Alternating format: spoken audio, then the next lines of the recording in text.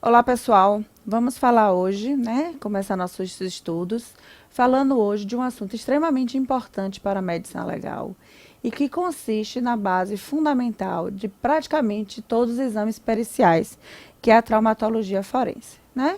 A gente vai estudar um pouquinho os conceitos, as classificações e hoje, nesta aula especificamente, a gente vai falar principalmente para vocês conseguirem identificar as lesões causadas por ação simples do mecanismo de ação.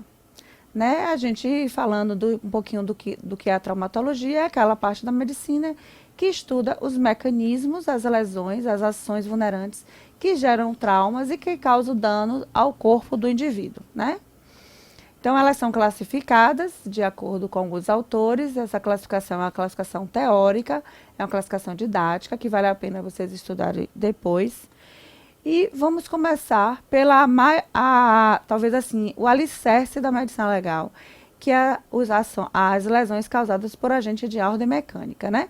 Esses agentes, ele atuam com a modificação da energia mecânica, da energia cinética, né? Alterando o repouso do corpo.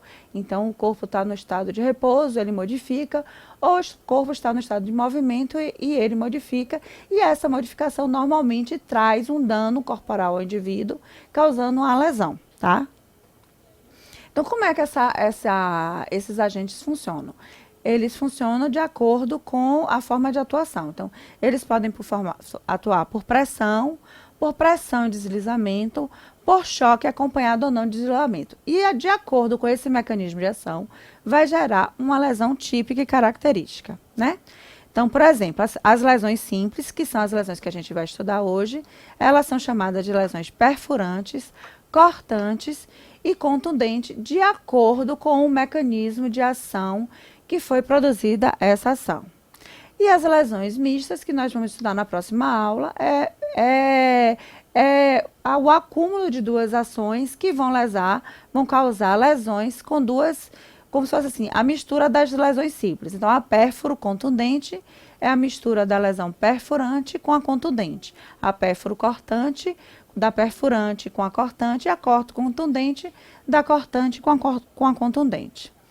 Então, vamos começar mesmo a primeira lesão simples, que é a lesão perfurante, né? Como é que esses agentes atuam?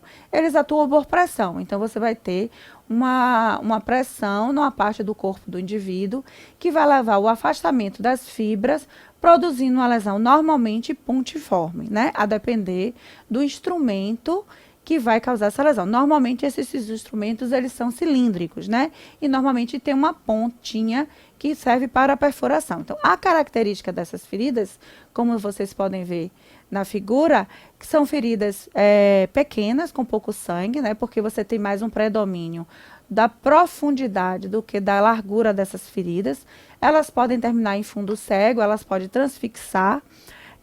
E normalmente elas atuam, como eu já falei, por pressão. Então, você não tem uma ruptura do tecido epitelial. Você tem, sim, um afastamento dessas fibras. E, às vezes, o afastamento se modifica de acordo com a linha de força do organismo, né? Você tem um estudioso chamado Langer e Filho, que ele fala que, a depender da linha de força daquela região, a mesma ferida causada pelo mesmo instrumento pode ter formas variadas. Então, a gente tem que ficar atenta para essa lei de Langer e Filhos. Então, é uma coisa que vocês precisam estudar detalhadamente. As ações das feridas cortantes, elas já atuam por deslizamento. Então, não é mais por punção, é por deslizamento. Então, nessa situação, você tem um corte, sim, do tecido epitelial, como mostra a figura aqui. Você vê a faca, né, deslizando e cortando, e você percebe no finalzinho uma superficialização da lesão, formando o que a gente chama da cauda de escoriação.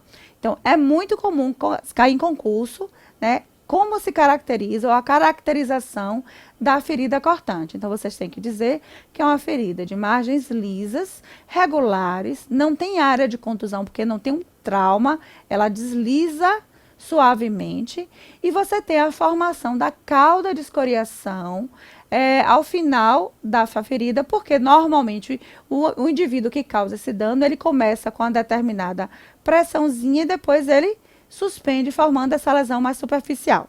E o que é importante também a gente fazer a diferenciação, que na pessoa viva, você tem a elasticidade da pele, então você tem um afastamento da borda dessas feridas. E essas feridas cortantes causadas no indivíduo já morto, você não tem um afastamento da pele. Então você não vai encontrar esse afastamento dessa borda dessa ferida, nem um sangramento importante, porque o indivíduo já está morto. Então, isso é também uma dica, né, para o concurso, que eles costumam fazer essa diferenciação da ferida cortante causada no indivíduo já em vida ou pós-mortem. Alguns exemplos de ferida cortante, né, que a gente são feridas especiais. Você tem um engorjamento, que é a lesão causada na frente, na região anterior lateral do pescoço, sem que haja a secção total. É a primeira imagem que a gente vê nesse slide, né? Você tem o degolamento, quando a lesão é feita por posterior, mas você não tem ainda a secção do pescoço.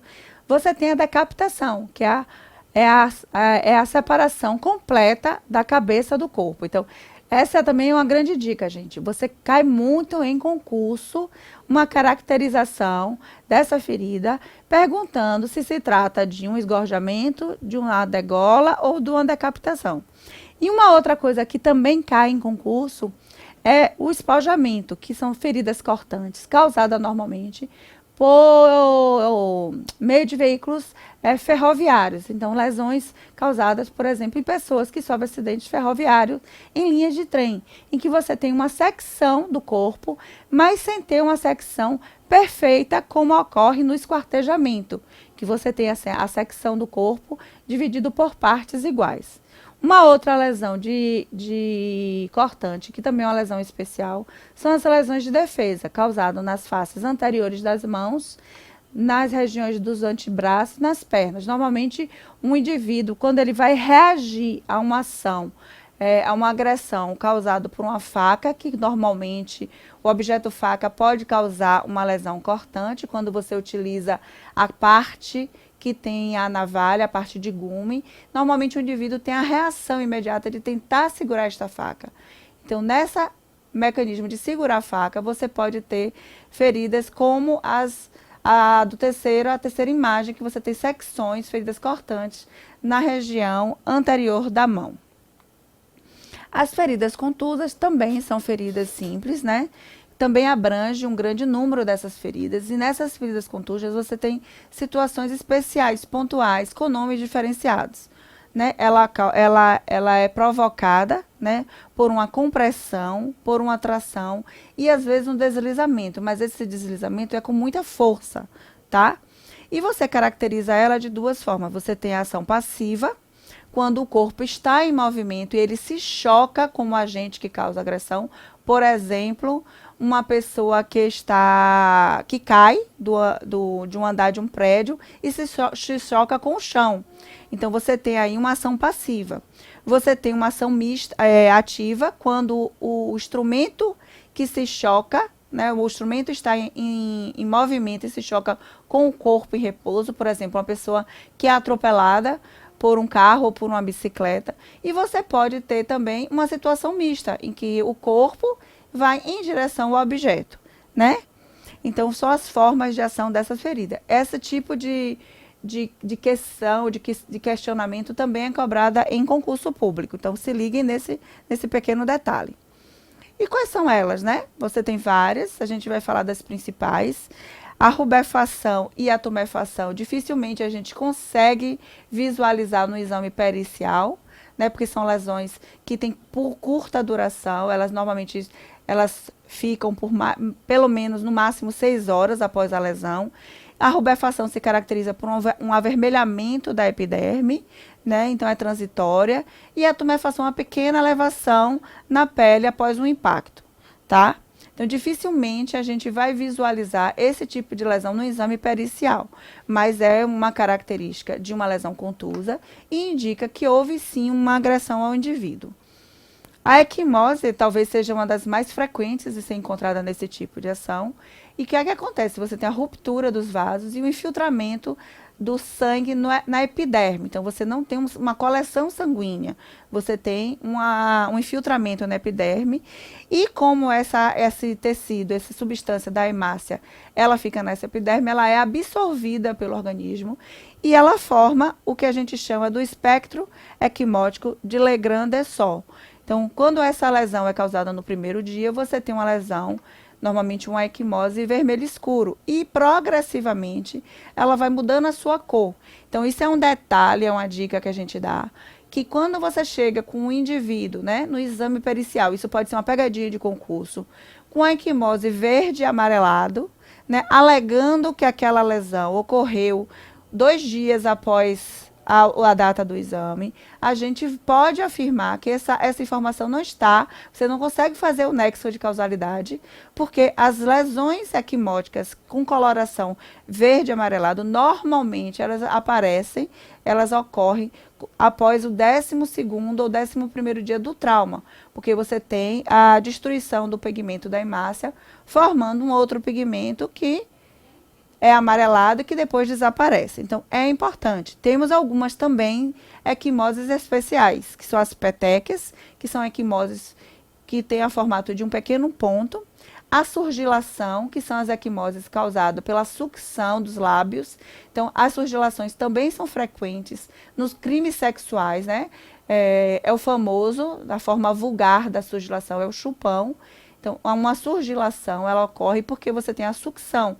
Então, essa sucção forma pequenos pontinhos de rompimentos capilares que formam essa equimose. Daí você tem as sufusões hemorrágicas extensas e vocês têm as víbices, que são equimoses formadas por traumas cilíndricos em que você tem uma área central esbranquiçada e 2 faixas características da equimose. Além da equimose, você tem os hematomas, que diferente da equimose, você tem sim uma coleção sanguínea formando uma anel-cavidade. Então, na ferida ao lado, você vê um rapaz que sofreu uma agressão por um murro na face e você tem uma área de equimose, mas na pálpebra inferior você vê uma tumefação, então você vê uma coleção de sangue mesmo neste local, né, formando um anel-cavidade. Isso é chamado de hematoma. Né? A bossa é quando você tem essa coleção, mas não é por sangue, é por líquido seroso, tá? E o exemplo mais clássico da bossa é a bossa que ocorre no recém-nascido após o parto normal. As coriações, junto com a equimose, também uma lesão que aparece frequentemente, né? Normalmente você também tem um deslizamento. E o que acontece? Você tem um deslizamento, como mostra essa figura, da epiderme. Então, você tem um exudato e você forma lesões hemorrágicas com pontiformes pequenas e normalmente as escoriações elas cicatrizam, elas não deixam cicatrizes para o resto da vida, tá? Então você tem o arrancamento da epiderme e você tem a derme e a mantida normalmente. Aqui um exemplo de uma escoriação, né? Um corpo que foi arrastado por uma agressão e você vê aquela área avermelhada. Normalmente aqui é um cadáver, então não tem epitelização, mas isso, se isso fosse numa pessoa viva, normalmente isso aí cicatriza sem deixar nenhum sinal de cicatrização. Né? Uma outra ferida são as fraturas contusas, né? São as fraturas dos ossos, como na figura ao lado você tem um segmento do corpo de um cadáver que você tem uma destruição total do joelho do indivíduo. E você pode também, por lesões contusas, ter um rompimento de órgãos, como o fígado, que é um órgão maciço, que fica no abdômen, né? A primeira figura é um fígado com roturas, que podem causar um sangramento extenso e levar à morte por um indivíduo. Você tem as lesões de cinto de segurança, que pode formar lesões de equimoses em faixas e causar danos intratorácicos ou intraabdominais, com roturas de órgão e de fraturas também. Então, era isso que eu gostaria de falar para vocês dessa aula. É uma aula densa, mas que precisa que vocês depois detalhem e prestem atenção nessas pequenas dicas que foi dada em aula.